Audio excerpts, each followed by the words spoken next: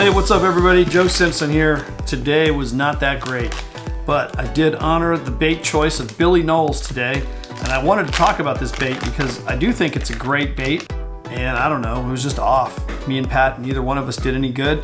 We went to 1, 2, 3, 4 ponds, casted and casted and casted, and just nothing.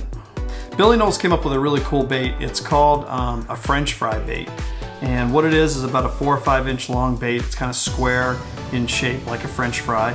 And the way you rig this is a weedless Texas rig, and then you put a pin weight, I call it a pin weight, a nail weight at the end of the lure in order to make the butt end of it heavy. So let me show you what it looks like. So this is the rigging that I came up with here. Inside this Texas rigged worm is a nail weight, and it makes this butt end really heavy. So what happens is when you cast this thing out, when it hits the water, it runs 45 degrees backwards and away from you.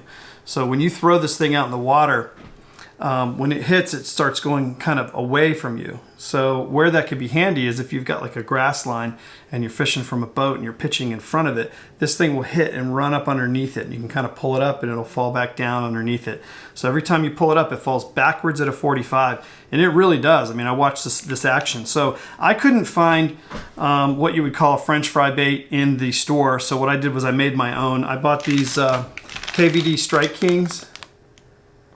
These guys right here, yeah, you can see they kind of have flat sides on it. It's as close as I could get to a square bait. So what I did was I cut the tapered top off of this, which left me with the fatter end here. So then I turned it around upside down and I nail weighted the fatter end, and I ended up with this look right here. So I don't know if that's showing up well for you guys or not, but you can see how that tail is really heavy. Really cool action.